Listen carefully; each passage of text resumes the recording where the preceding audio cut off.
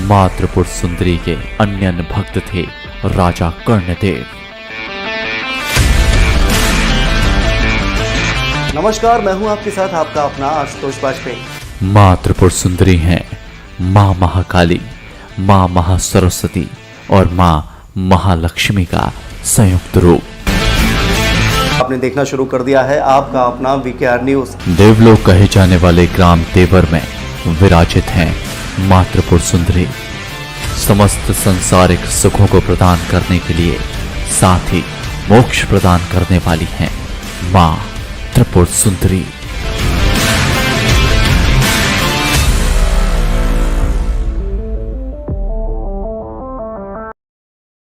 इतिहास के पन्नों में दर्ज है कर्णावत नगरी का स्वर्णिम इतिहास। माँ त्रिपुर सुंदरी के अन्य भक्त थे राजा कर्णदेव। नमस्कार, मैं हूं आपके साथ आपका अपना आशुतोष वाजपेयी। माँ त्रिपुर सुंदरी हैं माँ महाकाली, माँ महासरस्वती और माँ महालक्ष्मी का संयुक्त रूप। आपने देखना शुरू कर दिया है आपका अपना वीकेआर न्यूज। देवलोक कहे जाने वाले ग्राम तेवर में विराजित हैं माँ त्रिपुर सुंदरी। समस्त संसारिक सुखों को प्रदान करने के लिए साथ ही मोक्ष प्रदान करने वाली हैं माँ त्रिपुर सुंदरी।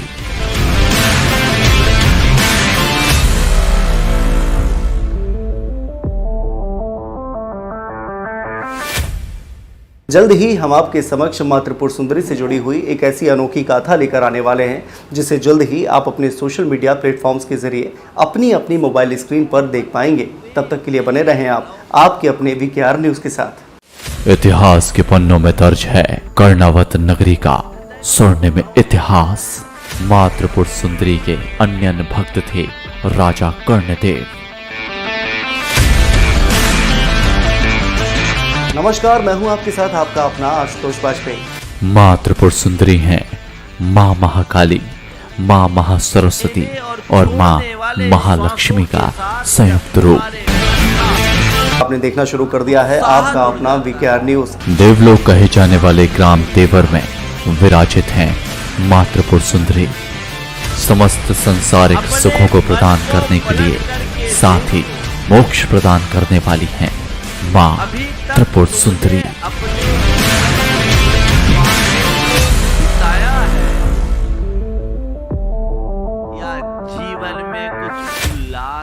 जल्द ही हम आपके समक्ष माँ त्रिपुर सुंदरी से जुड़ी हुई एक ऐसी अनोखी गाथा लेकर आने वाले हैं जिसे जल्द ही आप अपने सोशल मीडिया प्लेटफॉर्म्स के जरिए पाने के मार्ग में निकलेंगे।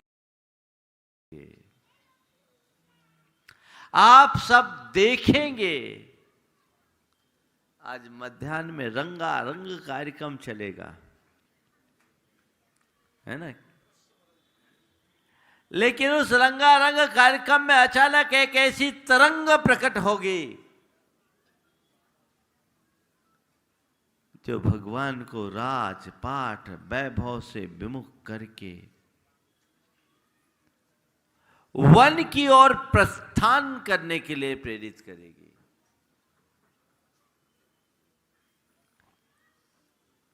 आप लोग देखेंगे नीलांजना के नृत्य में सब लवलीन होंगे।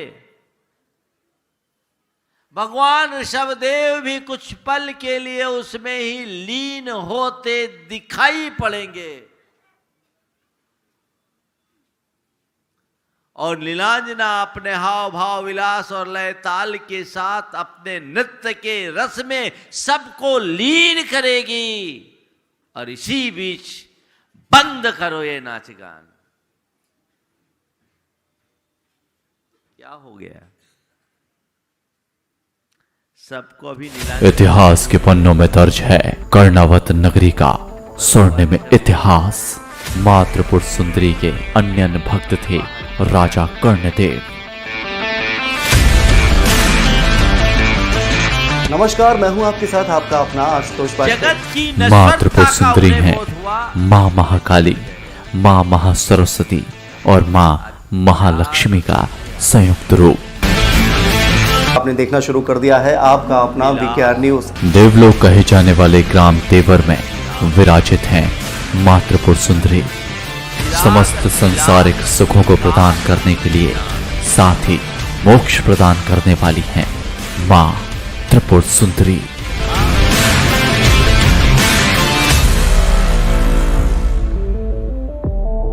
लेकिन आज के दिन हम जो कुछ भी देखेंगे जल्द वो ही इसी हम में आपके सब समक्ष कुछ मां त्रिपुर सुंदरी से जुड़ी हुई एक ऐसी अनोखी गाथा लेकर आने वाले हैं जिसे जल्द ही आप अपने सोशल मीडिया प्लेटफॉर्म्स के जरिए अपनी अपनी मोबाइल स्क्रीन पर देख पाएंगे।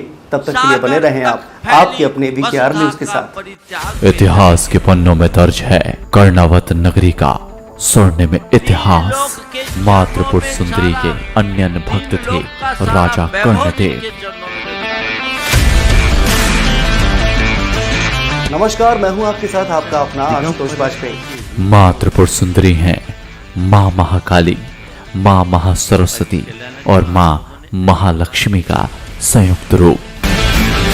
आपने देखना शुरू कर दिया है आपका अपना वीकेआर न्यूज। देवलोक कहे जाने वाले ग्राम तेवर में विराजित हैं मातृपुर सुंदरी समस्त संसारिक सुखों को प्रदान करने के लिए साथ ही मोक्ष प्रदान करने वाली हैं मां त्रिपुर सुंदरी।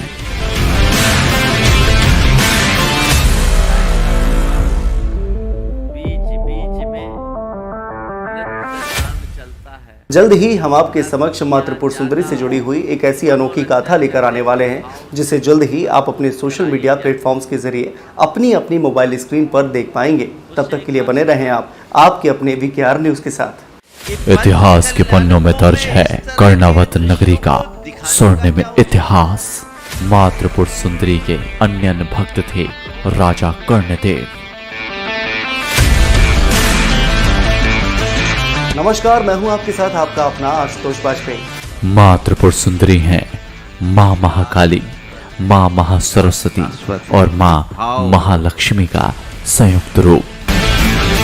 आपने देखना शुरू कर दिया है आपका अपना वीकेआर न्यूज। देवलोक कहे जाने वाले ग्राम तेवर में विराजित हैं मातृपुर सुंदरी समस्त संसारिक सुखों को प्रदान करने के लिए साथ ही मोक्ष प्रदान करने वाली हैं मां त्रिपुर सुंदरी।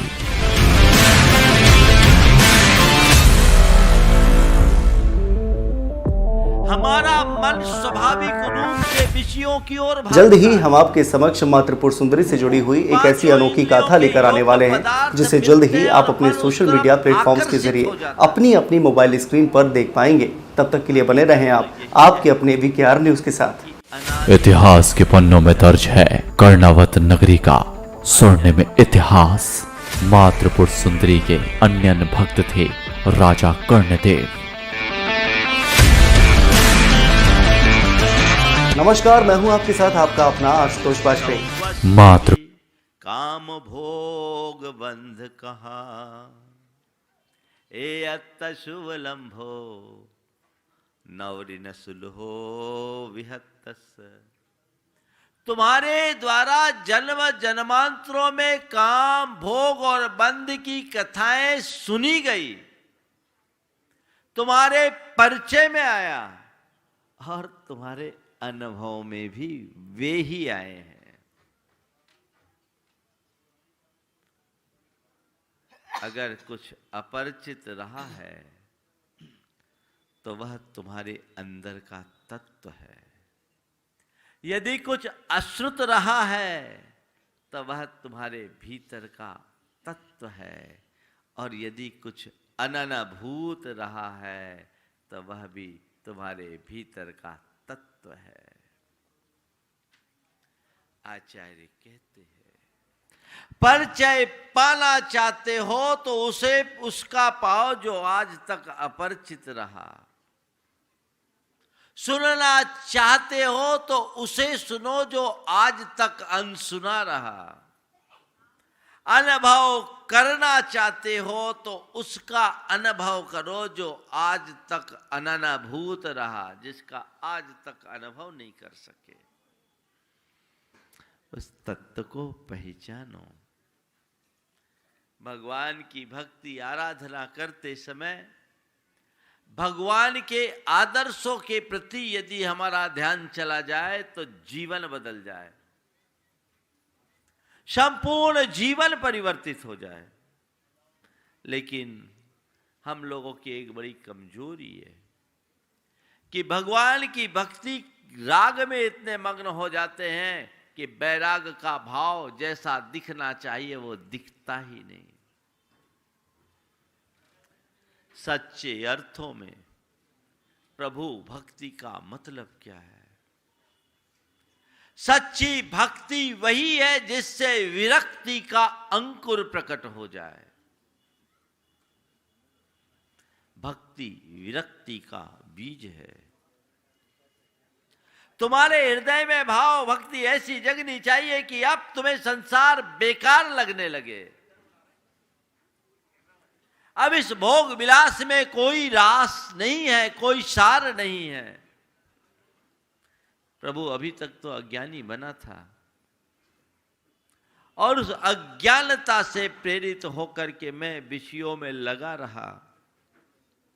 मेरे हृदय में विषय रुचि प्रगाढ़ तर रही। कुछ पुण्य जगह की आपकी भक्ति करने का मन जमा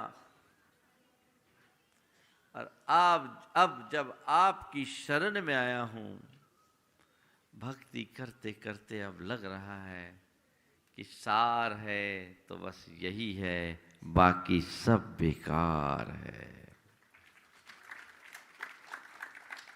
ये एहसास होता है। तुम लोगों ने भगवान की भी दीक्षा देखी और मुनियों आरिकाओं की भी दीक्षाएं देखी होगी। दीक्षा दिवस भी मनाते हो, तालियां बजाते हो, जय जयकार करते हो, लेकिन कभी अपने हृदय में ऐसा संकल्प प्रकट होता है कि अरे मुझे भी इसी मार्ग पर चलना चाहिए। मार्ग तो यही है। विलास में विकास नहीं विनाश है और विराग में ही जीवन का परम विकास है। भगवान ऋषभदेव ने विलास से विराग को प्राप्त किया। मैं आपसे पूछता हूं, अगर भगवान ऋषभदेव राजमहल में रहते होते, उन्होंने वैराग का पथ अंगीकार नहीं किया होता, तो क्या वे आज हमारे पूज्य आदर्श बने होते? हम अपने अतीत को पलट कर देखें, अनेक बड़े बड़े राजा महाराजा हमें मिलेंगे, उनमें से कुछ चक्रवर्ती भी मिलेंगे।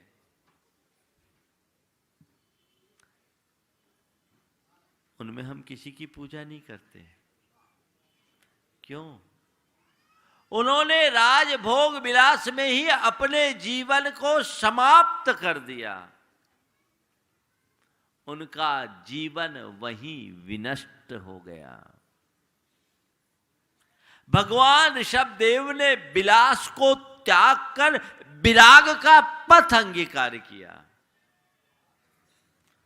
और तभी भगवान ऋषभदेव का चरम और परम विकास हुआ। एक श्रद्धा बनाओ कि विलास में विनाश है और विराग में विकास है, बस इतना हो गया, तुम्हारा दीक्षा कल्याणक सार्थक है। इतनी श्रद्धा कि विलास में विनाश है। जब तुम्हारे मन में श्रद्धा जग जाएगी ना, तो धीरे धीरे तुम्हारी मनोवृत्ति बदलेगी। लग्जीरियस जो तुम्हारी सोच बन गई वो चेंज होना शुरू होगी। कहते हो अभी तुम लोगों ने तालियां बजा दी कि विलास में विकास है, पर मैं पूछता हूं तुम्हारे लिए अगर थोड़े विलास की सामग्री में कमी होती है तो क्या अनुभव करते हो? महाराज दिमाग खराब हो जाता है ना। महाराज जी कंफर्ट रहना चाहिए, है ना। कहां कंफर्ट? कंफर्ट कहां? ध्यान रखो, एयर कंडीशन में कंफर्ट नहीं है। भगवान ऋषभदेव को अगर कंफर्ट चाहिए होता तो सब था उनके पास। पर उन्हें लगा कि यहां तो आकुलता है।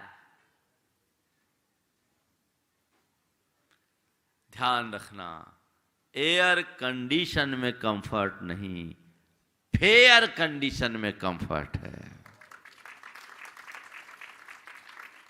Fair condition.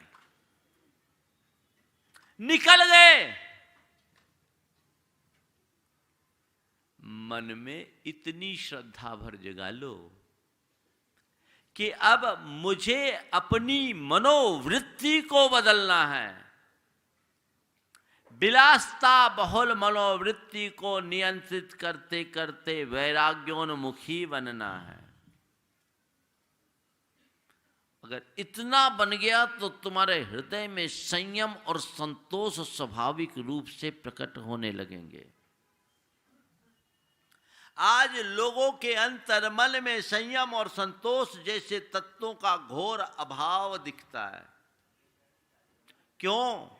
क्योंकि लोग विलास को ही अपने जीवन का मूल मान करके चलते हैं। जितने संसाधन मिल जाए वो कम है। जिन व्यक्तियों की ऐसी भ्रमपूर्ण धारणा है वे 3 काल में सुखी नहीं हो सकते। मृग मरीचिका में दौड़ने वाला मृग क्या कभी पानी पा सकता है? न भूतो न भविष्यति। विलासता व्याकुलता की जननी है।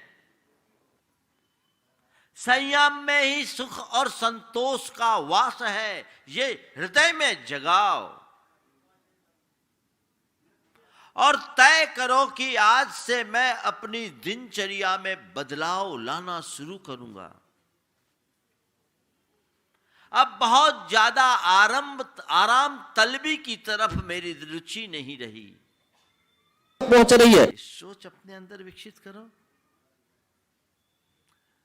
और आपसे मैं पूछता हूं, जो आप लोग पंचकल्याणक में आनंद ले रहे हो, ईमानदारी से बोलना, ऐसा आनंद तुम्हें दुनिया में कहीं कभी मिला? बोलो जोर से। नहीं मिला ना? नहीं मिला? तुम लोग भक्ति गान कर रहे हो, नृत्य गान कर रहे हो। इस नृत्य गान में जो रस और आनंद है, कभी डिस्कोथेक में भी गए होंगे, वहां आनंद मिला? क्यों? यहां कोई कंफर्ट नहीं है। सामान से फर्श पर बैठे हो। बहुत ऐसे भी लोग फंसे होंगे जिनके घुटने में भी तकलीफ होगी, बैठने की अनुकूलता नहीं है, लेकिन फिर भी बैठे हो ना, आनंद ले रहे हो। आनंद किस वजह से मिल रहा है? बोलो, किस वजह से मिल रहा है? हाँ? भक्ति से नहीं मिल रहा है। भक्ति से नहीं मिल रहा है। ये आनंद तुम्हारी श्रद्धा का आनंद है, तुम्हारी सोच का आनंद है।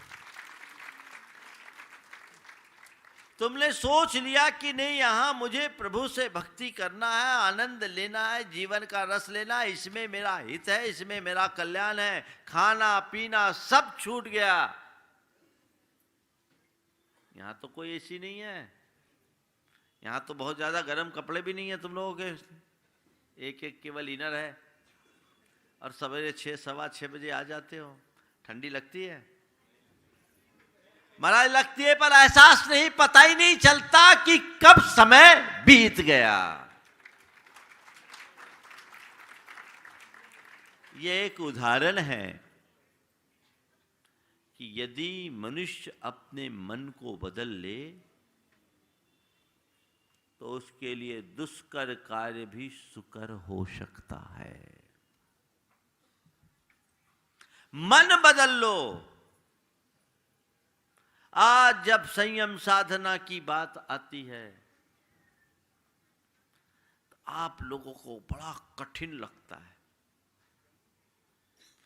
लेकिन जिस दिन अंतर मन से स्वीकार लोगे, ये तुम्हें बड़ा सहज लगने लगेगा। एक बार मैंने केश रोज किया। आज भी किया है। आज भी किया। हाँ ठीक है, वो तो दिख ही रहा, बोलने की क्या जरूरत। पुरानी बात। हमने सोचा तप कल्याणक है तो थोड़ा तप अपना भी हो जाए, उसमें क्या बात। तो केसलोच किया और उस दिन एक युवक ने सवाल किया, महाराज जी आप लोग केसलोच करते हो, आपको कष्ट नहीं होता? हम लोगों को तो बहुत होता है। हमने कहा भैया मुझे भी होता था, मुझे भी होता था। बोला कब? जब मैं तुम्हारी तरह देखता था तब। जब से करना शुरू कर दिया खत्म। क्यों? कष्ट होना और कष्ट का अनुभव होना, इसमें बड़ा अंतर है। यदि कोई जबरदस्ती तुम्हारे 4 बाल खींचे तो तुम तकलीफ पाओगे, और अपनी इच्छा से पूरे बालों को उखाड़ दो तो भी तुम्हें कुछ पता नहीं लगेगा। जब मनुष्य तप का मार्ग स्वयं स्वीकार लेता है तो उसे वह सब कुछ बहुत अच्छा लगने लगता है। वस्तुतः देखा जाए तो चैतन्य का विलास तो वैराग्य में ही है, बाकी तो जड़ विलास है जो केवल प्यास को बढ़ाने वाली है, और अंतर अध्यात्म में वह चैतन्य विलास है जो परम तृप्ति देने वाली है। एक बार मुझसे किसी ने पूछा, महाराज आप लोगों का जीवन बड़ा कठिन है, बहुत कठोर चर्या है, एक बार भोजन करना, पैदल चलना, सर्दी गर्मी में ऐसे ही दिगंबर रहना, केसलोच करना, महाराज जी बहुत कठिन है, आप लोगों का जीवन बड़ा कठोर है। मैंने उससे पूछा, ये बताओ तुम मेरे पास बैठे हो, तुम्हें क्या दिख रहा है? अपने जीवन से हारे थके किसी व्यक्ति के पास बैठा महसूस कर रहे हो, या अपनी मस्ती में मगन किसी साधु के पास बैठा महसूस कर रहे हो? आप लोगों को क्या जवाब होगा? बोलो। बस यही जवाब उसने दिया। कहा महाराज नहीं, अपनी मस्ती में मगन साधु के पास बैठा देख रहा हूं। तो मैंने कहा फिर तुम कैसे कह रहे हो कि आपका जीवन बड़ा कठोर है? मैंने कहा ध्यान रखो, हमारे जीवन से ज्यादा कठोर तुम्हारा जीवन है। हमारे जीवन से ज्यादा कठोर तुम्हारा जीवन है। क्यों? तुम्हें 100 टेंशन है, हमें कोई टेंशन नहीं, न सन है न टेंशन, न सन न टेंशन। किस काम का? तुम्हारे पास सारे सुख साधन है तो भी तुम दुखी हो,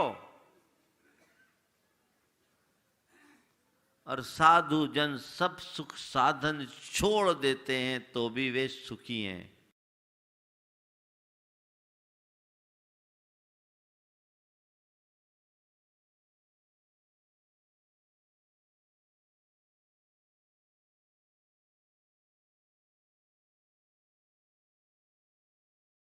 रामटेक के अतिशयकारी श्री शांतिनाथ भगवान के निष्प्रही हो गुरु वैरागी। समय चूंकि सीमित है, पूजन आज आप लोगों को ही करानी है, यह अवसर आपको मिलेगा आज, तो कृपया निवेदन स्वीकार कर लें। इस परिसर में उपस्थित समग्र महानुभावों का हम हार्दिक अभिनंदन करते हैं और महर्षि आचार्य भगवंत गुरुदेव श्री 108 विद्यासागर जी महामुनि राज के चरणों में कोटि कोटि प्रणाम करते हुए आज के इस कार्यक्रम का हम शुभारंभ करने जा रहे हैं। और आज अंतरराष्ट्रीय हथकरघा दिवस है, और आचार्य भगवंत गुरुदेव श्री 108 विद्यासागर जी महामुनि राज के पावन पुनीत आशीर्वाद से पूरे भारतवर्ष में हथकरघा का जो प्रचार प्रसार हुआ है, और या यूं कहूं कि भारतवर्ष के प्रधानमंत्री श्री नरेंद्र मोदी जी ने जब ये बात कही थी कि भारतवर्ष में कृषि के बाद अगर सबसे अधिक रोजगार प्रदान करने का काम कोई कर सकता है तो वो हथकरघा कर सकता है, ये प्रेरणा भी उन्हें आचार्य भगवंत गुरुदेव श्री 108 विद्यासागर जी महामुनि राज से प्राप्त हुई थी। अब 2 मिनट के लिए एक चिंतन आप सभी को देना चाहूंगा कि क्या जिनालय में हम जिन धोती दुपट्टे को पहन करके जाते हैं और हम जिनालय में जाकर के भगवान का प्रक्षाल जिस वस्त्र से करते हैं, या चौके में हम जो धोती दुपट्टा पहन करके जाते हैं, वो क्या अहिंसक वस्त्र है? क्या वो शुद्ध वस्त्र है? क्या हमने इसके बारे में कभी सोचा? इसके निर्माण की पद्धति जो लोग जानते हैं वो सारे लोग जानते हैं कि जिस धागे के माध्यम से हमारे आपके उपयोग में आने वाले वस्त्रों का निर्माण हो रहा है, वो वस्त्र, उनके धागे का निर्माण मटन टेलों के पॉलिश के माध्यम से हो रहा है। पूर्ण रूप से ये हिंसक वस्त्रों का उपयोग हम सभी लोग अनजाने में करते चले आ रहे हैं। बस उसी परंपरा को परिवर्तित करते हुए एक बार पुनः आप सभी लोग अहिंसक वस्त्र धारण कर सके, इस उद्देश्य को प्राप्त करते हुए आचार्य भगवंत गुरुदेव श्री 108 विद्यासागर जी महामुनि राज की प्रेरणा और आशीर्वाद से संस्कार धानी जबलपुर तिलवारा घाट में पूर्णायु आयुर्वेद चिकित्सालय एवं अनुसंधान विद्यापीठ का निर्माण किया गया। प्रारंभिक अवस्था में जहां यहां 100 बेड का चिकित्सालय संचालित है और साथ ही साथ इस चिकित्सालय की सबसे बड़ी विशेषता यह है कि यहां आयुर्वेद पर आधारित चिकित्सा प्रदान की जा रही है।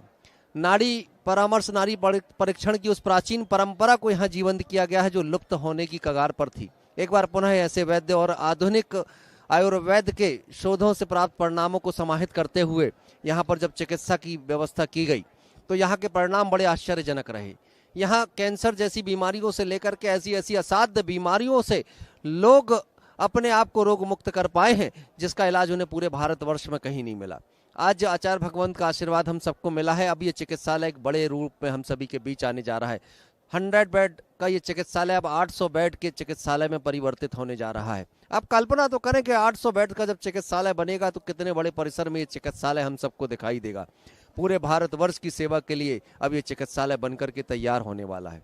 वहीं इसकी भूमिका से दो बातें और जुड़ी हैं। एक और बात जो इसे महत्वपूर्ण बनाती है कि इस चिकित्सालय के साथ साथ मेडिकल कॉलेज भी बहुत शीघ्र यहाँ संचालित होगा, जिसके माध्यम से छात्र और छात्राएं VMS की डिग्री को प्राप्त करेंगी, आयुर्वेद विशारद, आयुर्वेद रत्न की उपाधियों को प्राप्त करेंगी और चिकित्सक बनकर के पूरे भारतवर्ष की सेवा के लिए यहाँ से प्रस्थान करेंगी। यहाँ से डॉक्टरों का निर्माण होगा, चिकित्सकों का निर्माण होगा, मेडिकल कॉलेज भी यहाँ संचालित होगा। एक और तो चिकित्सा का काम पूर्णायु आयुर्वेद चिकित्सालय और दूसरी ओर ये मेडिकल कॉलेज, और तीसरा सबसे एक और महत्वपूर्ण काम जो यहाँ पर होने जा रहा है, अनुसंधान विद्यापीठ की स्थापना यहाँ पर होने जा रही है, जहाँ औषधियों पर रिसर्च होगा, शोध होगा और प्राकृतिक औषधियाँ जो हमें प्राप्त होती है उन्हें शोध करके इतना प्रभावी बना दिया जाएगा कि उसका सेवन करने के बाद हर आदमी निश्चित रूप से रोग मुक्त होगा। ये निरंतर काम जारी हो चुका है। साथ ही साथ यहाँ पर जो चिकित्सक आज आपको यहाँ उपलब्ध हो रहे हैं वो सारे चिकित्सक भारतवर्ष के ख्याति लब्ध चिकित्सक है, जिनके नामों की चर्चा हमने समाचार पत्रों में पढ़ी होगी, चैनलों के माध्यम से जिनका नाम सुना होगा। वो सारे चिकित्सक यहाँ आकर के इस भारतवर्ष को अब रोग मुक्त करने का काम कर रहे हैं। साथ ही साथ पूर्णायु आयुर्वेद चिकित्सालय एक काम और कर रहा है। पूर्णायु आयुर्वेद चिकित्सालय ने घर घर पूर्णायु अभियान प्रारंभ किया हुआ है, जिस अभियान के माध्यम से उन परिवारों को हम चिन्हित कर रहे हैं, उन परिवारों की खोज हम सभी लोग गांव-गांव जाकर के कर रहे हैं जो परिवार पैसे की कमी के कारण अपना इलाज कराने में असमर्थ है। ऐसे परिवार जो छोटे छोटे रोग के कारण इतने अधिक परेशान हो जाया करते हैं कि उनकी पूरी की पूरी पारिवारिक स्थिति गड़बड़ हो जाया करती है, उन परिवारों को चिन्हित करके अब पूर्णायु आयुर्वेद चिकित्सालय के चिकित्सक उनके घर तक पहुंचेंगे, घर पर पहुंच करके उनका परीक्षण करेंगे, नाड़ी परीक्षण करेंगे और जो भी परीक्षण की आवश्यकता होगी वो करेंगे और उसके बाद उन्हें चिकित्सा प्रदान करेंगे, निःशुल्क औषधियाँ प्रदान करेंगे। ये अभियान यहाँ से प्रारंभ हो गया है। जो लोग अपने घरों में बैठ करके इस प्रोग्राम को देख रहे हैं, एक निवेदन उनसे करना चाहूँगा कि 1.5 वर्ष के अंतराल में हमने चिकित्सालय की महत्वपूर्ण भूमिका को समझा है। हम सारे लोग ये बात जरूर करते रहे हैं कि अब जैन समाज को अब चिकित्सालय बनाना होगा, बड़े बड़े अस्पताल बनाना होगा। आचार्य भगवंत ने आपकी भावनाओं को अब आशीर्वाद प्रदान कर दिया है और 800 बेड का बड़ा चिकित्सालय यहाँ पर निर्मित होने जा रहा है। अब अवसर आपका है। जो लोग चिकित्सा के क्षेत्र में दान देने का भाव रखते हैं, जो लोग शिक्षा के क्षेत्र में दान देने का भाव रखते हैं, उन सारे लोगों का आह्वान आज हम सभी लोग करने जा रहे हैं कि अब आपकी राशि इस पूर्णायु आयुर्वेद चिकित्सालय एवं अनुसंधान विद्यापीठ के लिए एक बार पुनः समर्पित हो जाए। हम इस पूर्णायु आयुर्वेद चिकित्सालय के सहयोगी बने जिनके अंदर ये भाव आ रहा हो, और जो लोग सामर्थ्यवान हो, सबसे पहला निवेदन तो उनसे कि 21 लाख रुपए की राशि के माध्यम से यहाँ की आजीवन सदस्यता को प्राप्त करना। एक बार 21 लाख रुपए की राशि आप प्रदान करेंगे, संपूर्ण जीवन के लिए इस संस्थान के सदस्य बन जाएंगे। संपूर्ण जीवन जिन लाखों लोगों की चिकित्सा इस संस्थान के माध्यम से होगी, उसके 6ठे भाग का पुण्य भी आपको मिलेगा। और जो लोग 11 लाख रुपए की राशि प्रदान करेंगे उन्हें स्थायी सदस्यता प्राप्त होगी। 5,55,000 रुपए की राशि के माध्यम से सामान्य सदस्यता आपको प्राप्त हो जाएगी। आप सारे लोग एक बार मन तो बनाए, जीवन में एक बार ये काम तो जरूर करें, किसी चिकित्सालय के लिए आपकी राशि का समर्पण हो, किसी मेडिकल कॉलेज के लिए आपकी राशि का समर्पण हो, जिसके माध्यम से शिक्षा और चिकित्सा के क्षेत्र का ये बड़ा काम हो सके।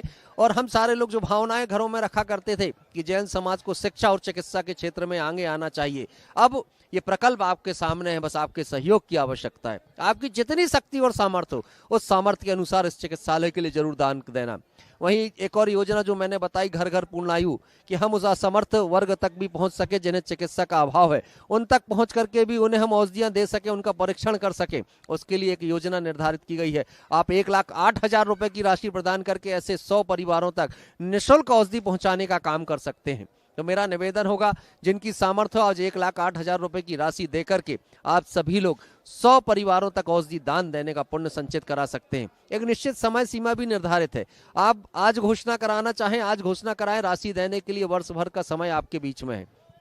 और जो बड़ी राशि दे रहे हैं उन्हें 2 वर्ष 3 वर्ष का समय भी उन्हें प्राप्त होता है। तो मेरा निवेदन आप सभी से होगा, 1,08,000 रुपए की राशि आपके लिए बड़ी राशि नहीं होगी, लेकिन आपकी इस राशि के माध्यम से 100 परिवारों को चिकित्सा मिलेगी। कभी कल्पना करें, कोई परिवार ऐसा है जिससे आपकी राशि के माध्यम से चिकित्सा पहुंची और वो परिवार औषधि के अभाव में इस स्थिति में पहुंच गया हो कि उसको प्राणों का संकट भी आ गया हो, लेकिन आपने दान राशि दी और उस राशि के माध्यम से उसे औषधि मिली, उसकी प्राणों की रक्षा हुई, तो निश्चित ये अभय दान का पुण्य भी आपको मिलेगा। आपका जैन होना सार्थक हो जाएगा कि आपने किसी व्यक्ति के जीवन को बचाने में सहयोग किया। ये छोटी छोटी राशि बड़ा काम कर सकती हैं। वहीं आप चाहें तो 51,000, 31,000, 21,000, 11,000 रुपए की राशि भी प्रदान कर सकते हैं। आपके द्वारा दी गई प्रत्येक राशि के माध्यम से हम उन परिवारों तक औषधि दान पहुंचाने का काम करेंगे। औषधियां पहुंचेंगी और वो परिवार सुखी होंगे, निरोगी होंगे, तो इसका पुण्य आपके हिस्से में जाएगा। टीवी चैनल पर नीचे स्क्रॉल पर जो नंबर चल रहे हैं, उन नंबरों पर आप अपनी स्वीकृति प्रदान कर रहे हैं, जिससे हम आचार्य भगवंत गुरुदेव श्री 108 विद्यासागर जी महामुनिराज के चरण सानिध्य में आपके नामों का वाचन कर सकें और आप ये पुण्य के भागी बन सकें। ये चिकित्सालय बहुत तेजी से बनता हुआ हम सभी को दिखाई दे रहा है। 100 बेड के इस चिकित्सालय में वर्तमान में जो सुविधाएं आपको मिल रही हैं, आयुर्वेद के माध्यम से, नाड़ी परीक्षण के माध्यम से चिकित्सक आपको यहां सेवाएं दे रहे हैं। वहीं यहां जितने भी चिकित्सक हैं वो आधुनिक चिकित्सा पद्धति आयुर्वेद की जो है उसको समाहित किए हुए हैं। सभी डिग्री होल्डर डॉक्टर हमारे बीच उपस्थित हैं और मेरा निवेदन होगा कि आप सारे लोग अगर इस चिकित्सालय के माध्यम से अपनी राशि प्रदान करना चाहें तो आप सभी लोग नीचे स्क्रॉल में जो नंबर हैं उन पर हमें सूचित करें, जिससे आपके नामों का हम सभी लोग यहां पर वाचन करते हुए आपको इस पुण्य की प्रक्रिया में सम्मिलित कर सकें। जय जनिन।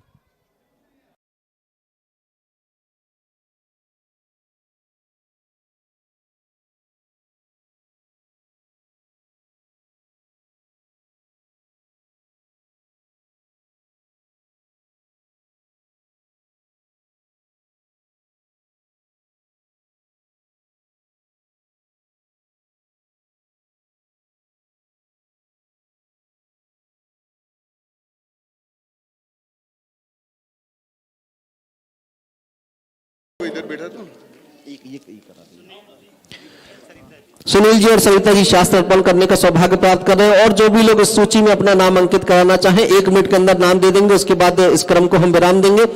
आज अखिल भारतवर्षीय महिला परिषद मुनि सुब्रतनाथ शाखा हनुमान ताल को पूजन करने का सौभाग्य प्राप्त हुआ है। एक बार इनके सम्मान में जोरदार तालियां बजा दें।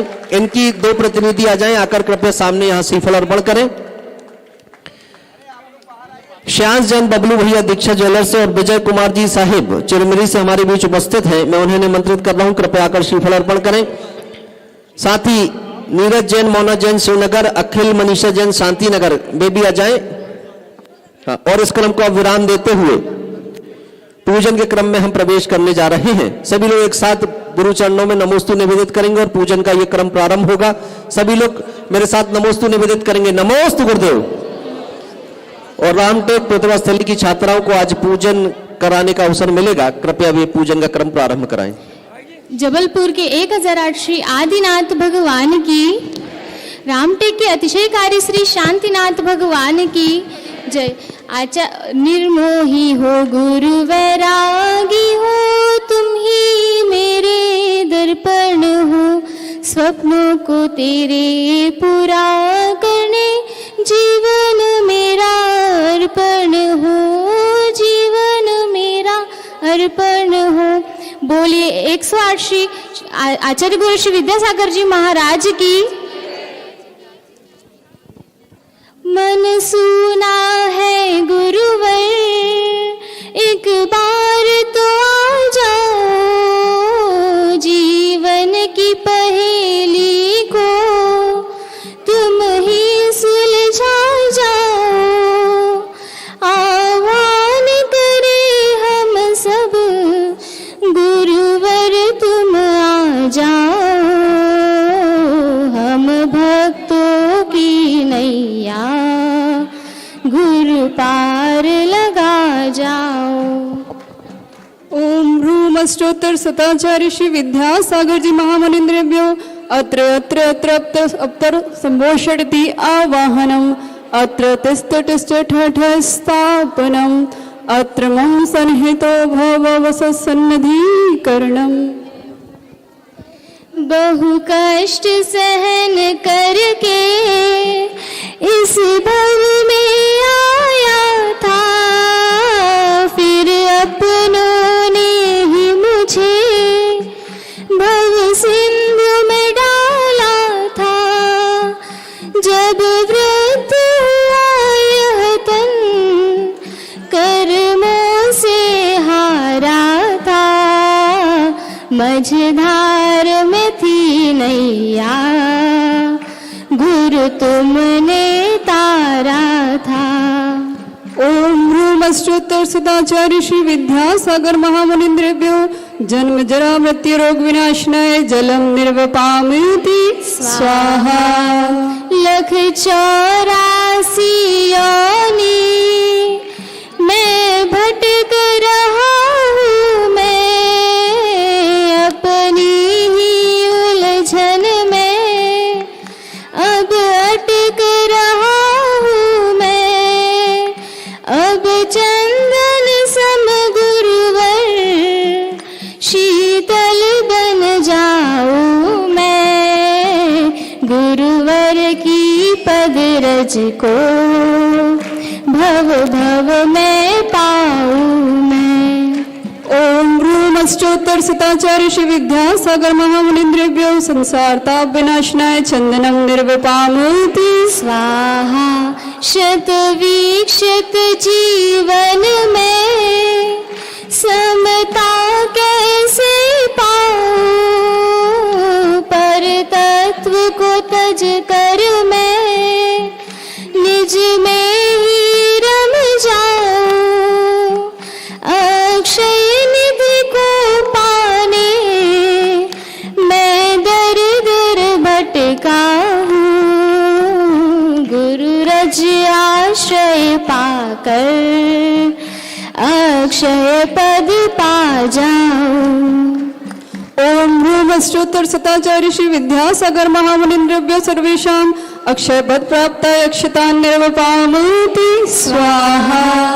पुष्पों को देख भंवरा रस पान को ललचावे, फिर मोह के वश होकर घुट घुट कर मर जावे।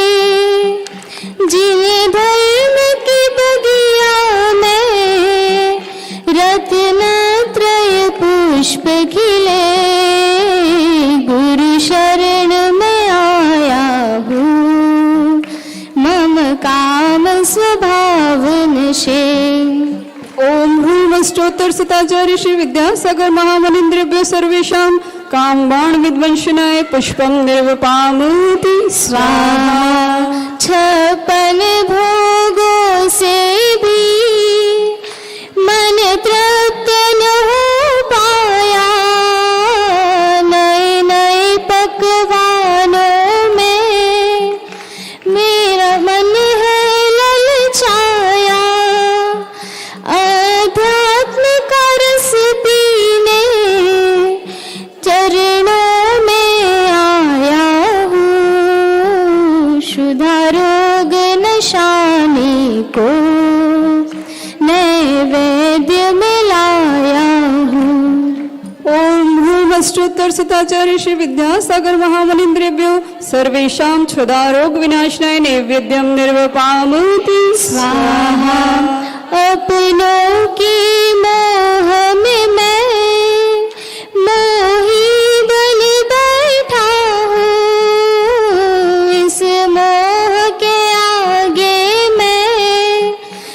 कुछ समझ न पाया हूँ, फिर विद्या सूर्य को पा हर तम है दूर हुआ। अब अपने सम हमको निर्मोही बना दिया। ओम भ्रुवश्चोत्तर सताचार्य श्री विद्यासागर महामुनीन्द्रेभ्यो महामोहांधकार विनाशनाय सर्वेषां दीपं निर्वपामोति स्वाहा। राजा हो या रंक कोई, कर्मों से न बच पाया। शुभ अशुभ कर्म ने ही हमको है उलझाया। हे गुरुवर तुम निश दिन वसु कर्म नशाते हो। जो आए शरण तेरी निष्काम बनाते हो। ओम भ्रुवश्चोत्तर सताचार्य श्री विद्यासागर महामुनीन्द्रेभ्यो सर्वेषां अष्टकरं दहनाय धूपं निर्वपामोति स्वाहा। इंद्रिय सुख को पाने हर फल है चख आया। अब ज्ञान का फल चखने गुरु शरण में हूँ आया। इन बाधाओं से मैं पथ भूल नहीं जाऊं। आशीष वचन पाकर मैं मोक्ष महल जाऊं। ओम भ्रुवश्चोत्तर सताचार्य श्री विद्यासागर महामुनीन्द्रेभ्यो महामोक्ष फल प्राप्त फलम निर्वपामोति स्वाहा। दुनिया की ठोकर से अब हार गया हूँ मैं। यहाँ स्वार्थ ही बस देखा हर रिश्ते में मैंने। वसुद्रव्यों से मैंने शुभ थाल सजाया है। सिद्धों का पद पाने यह अर्घ बनाया है। ओम भ्रुवश्चोत्तर सताचार्य श्री विद्यासागर महामुनीन्द्रेभ्यो सर्वेषां अनर्घवत् प्राप्तये अर्घ्यं निर्वपामोति स्वाहा। इस चंद्रमा की चांदनी भी फीकी सी लगे। इस चंद्रमा की चांदनी भी फीकी सी लगने लगी। जब जन्म लेकर आए थे वो धरती भी सजने लगी। प्रतिभास्थली के रूप में संस्कारों का रोपण किया। हंस कर घासे सभी को आत्मनिर्भर कर दिया। ओम भ्रुवश्चोत्तर सताचार्य श्री विद्यासागर महामुनीन्द्रेभ्यो जयमालाय पूर्णार्घं निर्वपामोति स्वाहा। नमोस्तु। ओम नमः शुद्धेभ्यः। ओम नमः शुद्धेभ्यः। ओम नमः शुद्धेभ्यः। अहिंसा परमो धर्म की, आचार्य गुरुवर श्री कुंद कुंद भगवान की, आचार्य गुरुवर श्री ज्ञान सागर मुनि महाराज की,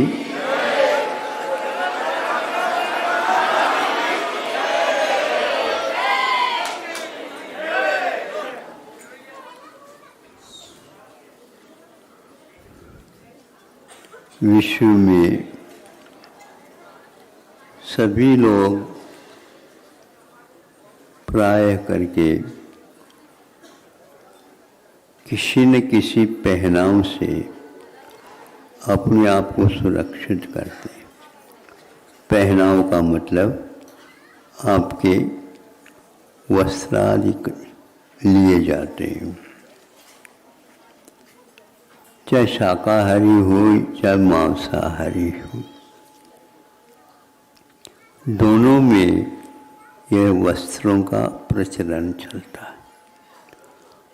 ये बात अलग है कि आदिवासी इलाका में ये वस्त्र बक्खल इत्यादि के माध्यम से भी उपयोग में आते होंगे।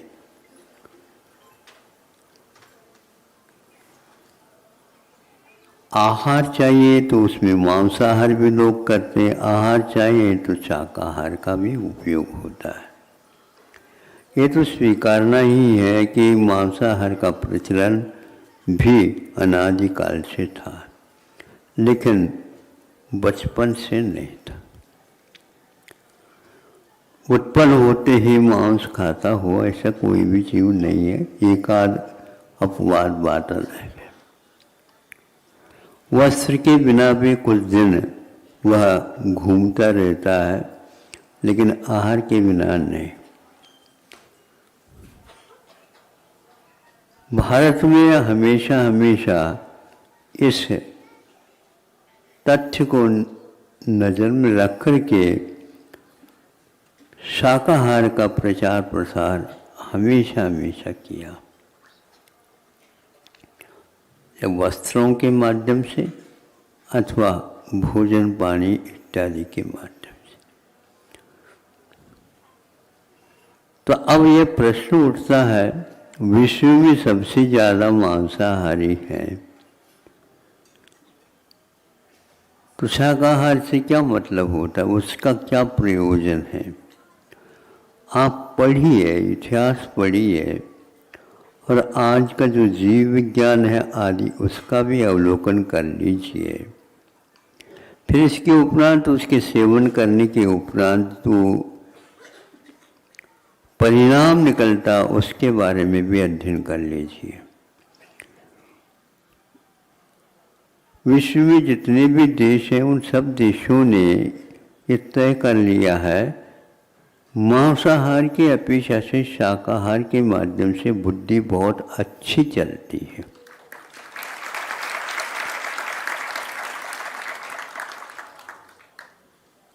बुद्धि को चलाने के लिए कोई न कोई आहार पोषण तत्व आवश्यक होता है।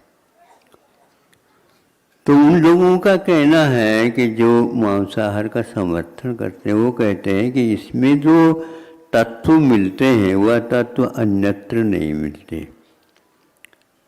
ठीक कह रहे हो आप अपने अध्ययन के अनुसार, लेकिन इस बात को वैज्ञानिकों ने भी स्वीकारता दी है कि जो तत्व मांस में मिलता है उससे हट करके उसी प्रकार के तत्व गुण शक्ति आदि आदि वर्धक तत्व शाकाहार में भी मिलते हैं।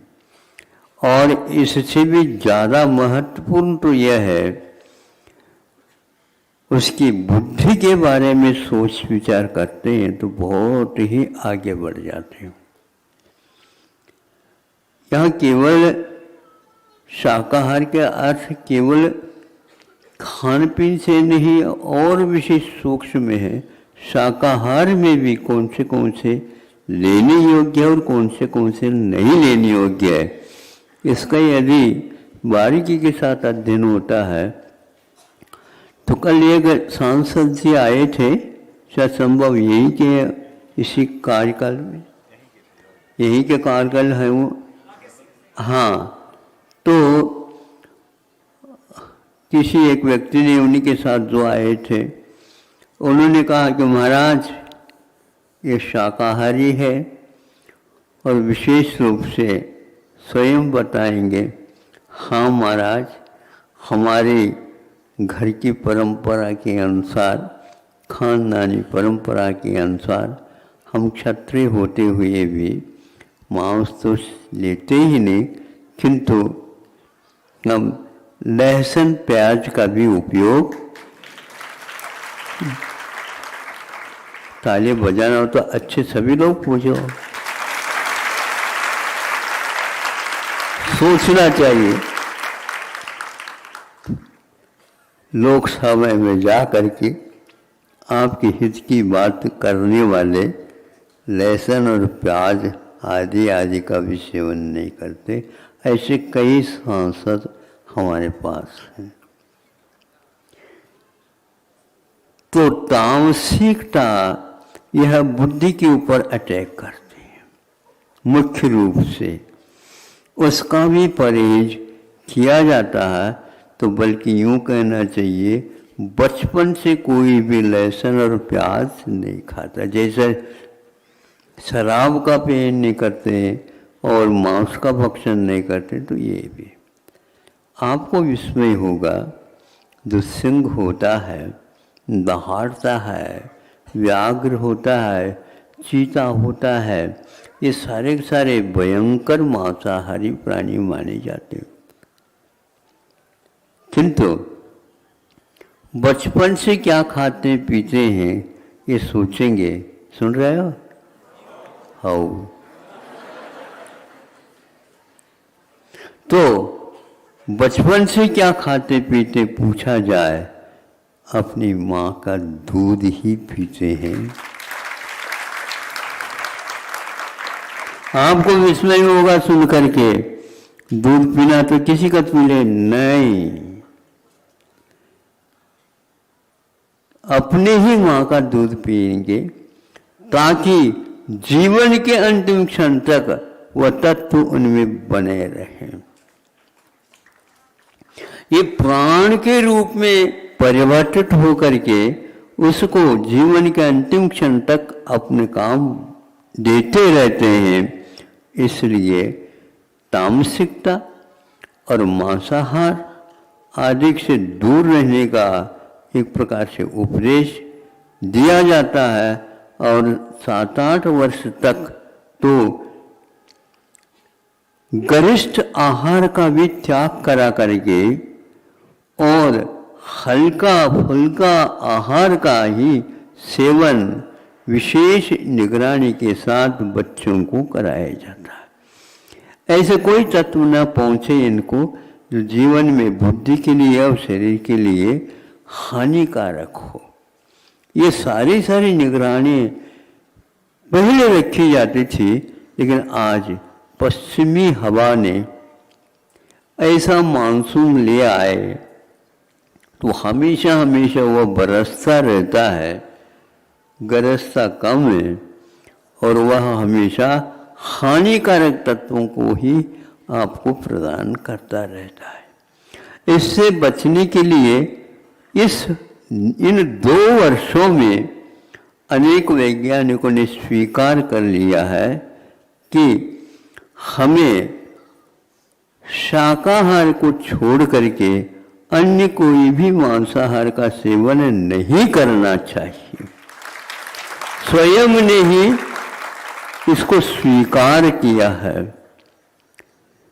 अमेरिका में एक विशेष महत्वपूर्ण जो रईसी जिसको बोलना चाहिए होटल है, जहाँ पर सभी प्रकार के खाद्य व्यंजन आदि का परोसना अनिवार्य होता है और सब लोग वहाँ पर जाते हैं तो अवश्य उसका उपयोग कर लेते हैं।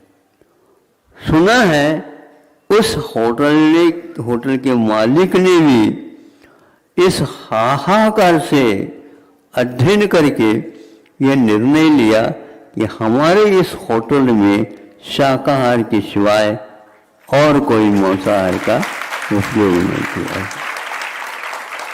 ये छोटी छोटी बातें सुनी हुई पढ़ ले तो बहुत बुद्धि का विकास होगा, लेकिन यह नहीं हो पा रहा। पहले शुरुआत में जब यह फैलाव देखा इस रोग का और इसके परिणाम भी देखा तो सभी के साथ साथ चीन ने भी, जहाँ तक मुझे सुनने में मिला, उन्होंने ये कहा कि नहीं, अब हमें मांस का नहीं किंतु तरकारी फल फूल इत्यादि का ही उत्पादन करना चाहिए ताकि ये भयंकर रोगों से अपने इस आबादी को बचा सके। चीन जैसे राष्ट्र भी कह सकता है, जहां पर सुना था कि सर्प भी खाए जाते हैं। सर्प के नाम सुन करके आप लोग घबराते होंगे, लेकिन वे आगे और पीछे दोनों छोर को निकाल करके बीच में से वो जैसे आप तरकारियां बना लेते हैं उस प्रकार करते हैं। उन व्यक्तियों के दिमाग में भी यह बात उपज गई है कि हमें इस मांसाहार से जनता को बचाना चाहिए, क्योंकि इसमें ये विकास के तत्व कम है, विनाश के ज्यादा है। क्षणिक भले ही हो, इन इस बात को स्वीकार कर रहे हैं।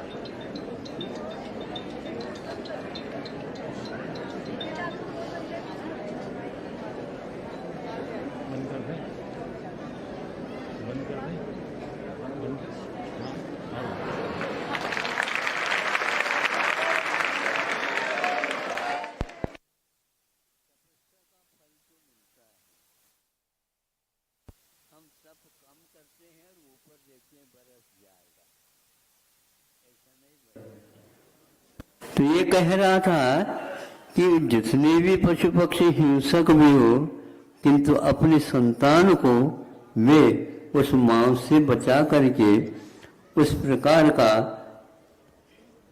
सेवन कराते हैं जो उसके लिए हानिकारक नहीं होता।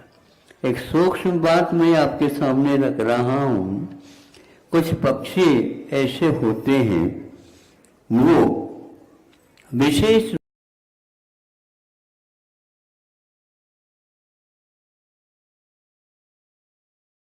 रूप से आहार में वो ये है कि ऊष्मा प्रदान कर देता है। यह भोजन का एक अंग है।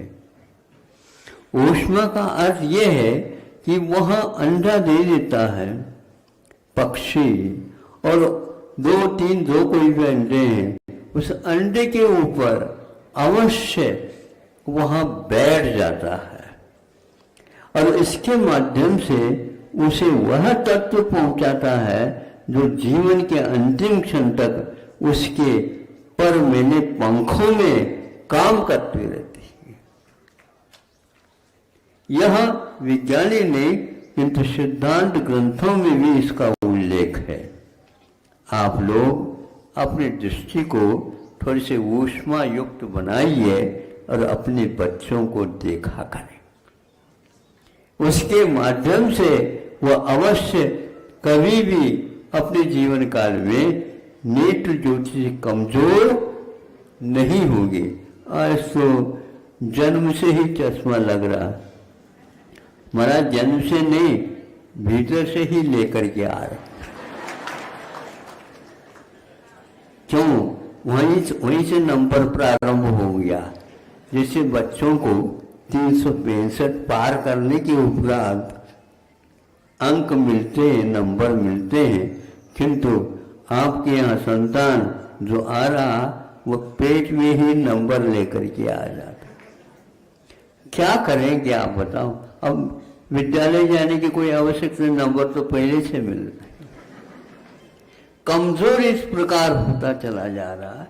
यह शाकाहार के अभाव में ऐसे खाद्य इत्यादि के माध्यम से ऐसा काम हो रहा है। एक और विद्यार्थी जो कि विश्व में उसकी प्रसिद्धि हुई थी, कौन से तत्व से माध्यम से उन्होंने ऐसा शोध किया था, पूछा गया कि ये कैसे आपने हासिल किया? और कुछ नहीं है, घर में हमारे यहाँ और कोई तामसी पदार्थ तो होता नहीं, लेकिन मूली, गाजर, लहसुन, प्याज आदि आदि भी हमारे यहाँ नए सेवन में आता है।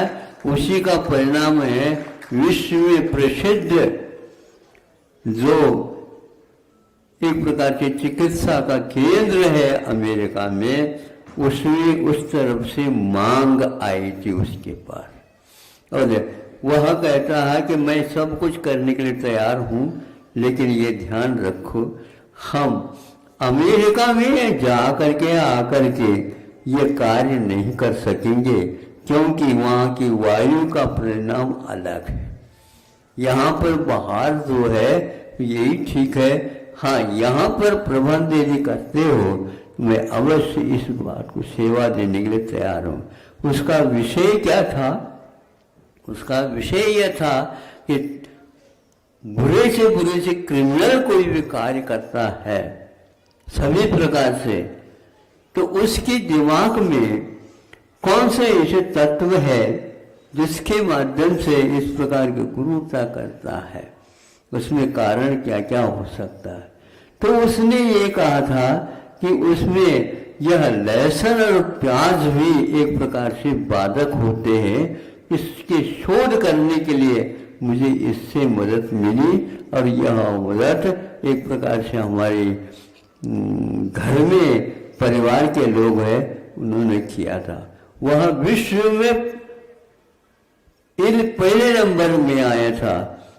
उस समय राष्ट्रपति महोदय कौन थे? वह कलाम साहब थे।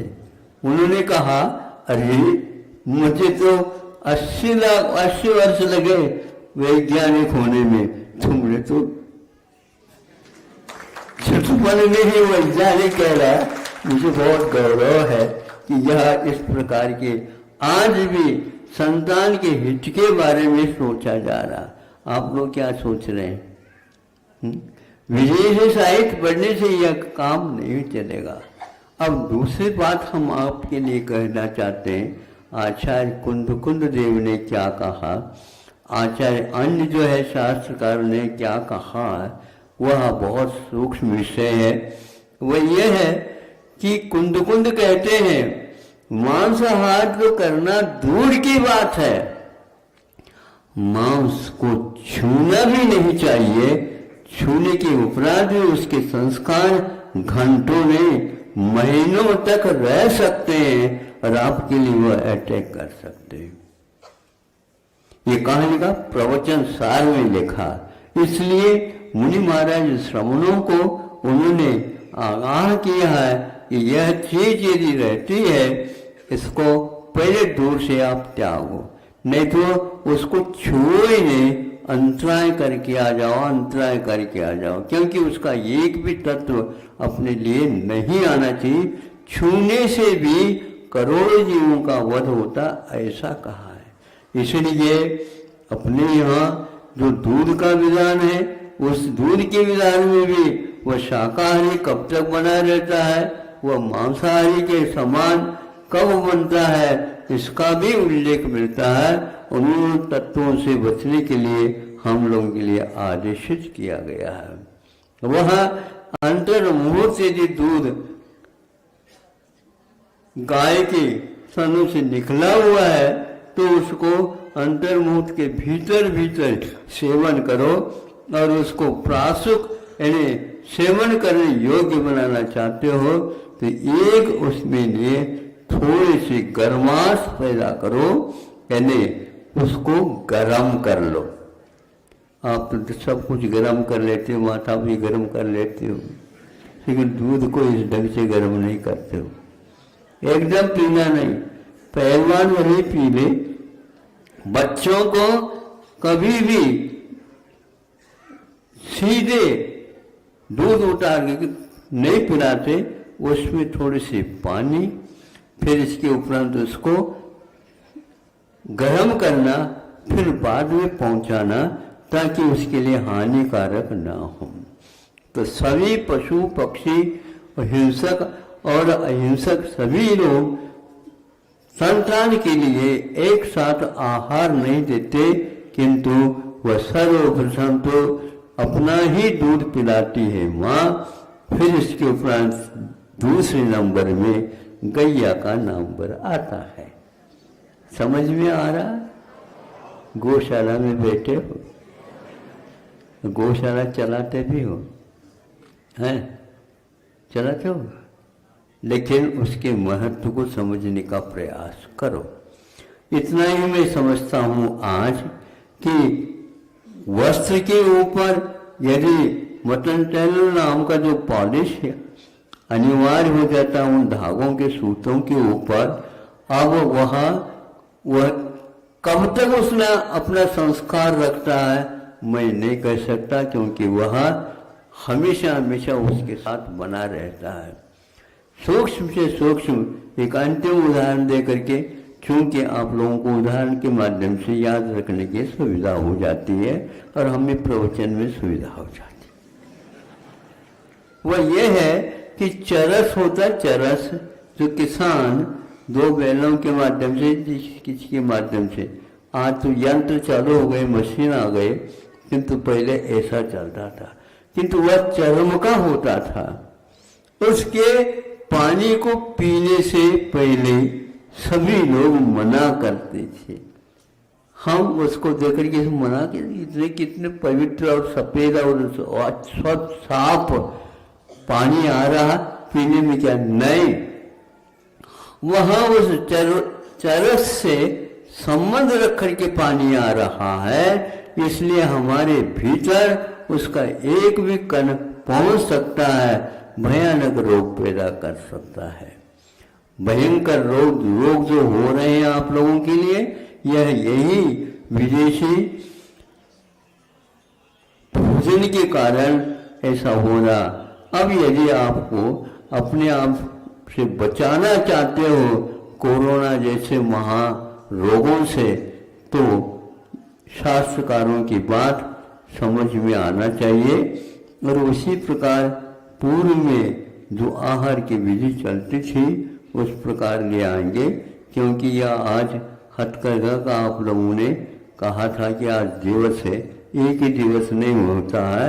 यह खादी का इतिहास आप पढ़िए और उस किताब की जो प्रस्तावनाएं लिखने वाले हैं नेहरू जी के पिताजी है, ध्यान रखो। नेहरू जी ने इसके बारे में कुछ कहा ही नहीं, बल्कि कुछ विरोध किया।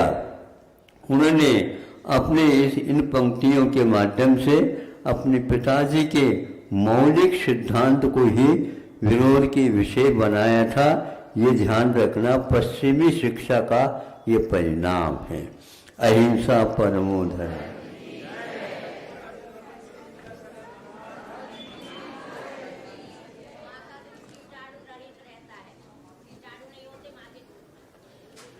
प्रथमस्थली रामटेक की 10वीं की छात्राएं 98% प्राप्त करने वाली हर्षल जैन, कक्षा 10वीं संस्कृत विषय में 100 अंक प्राप्त किए मिताली कासल, भूमिका सहित अनेक छात्राएं। बोलिए आचार्य भगवंत गुरुदेव श्री 108 विद्यासागर जी महामुनि राज्य की।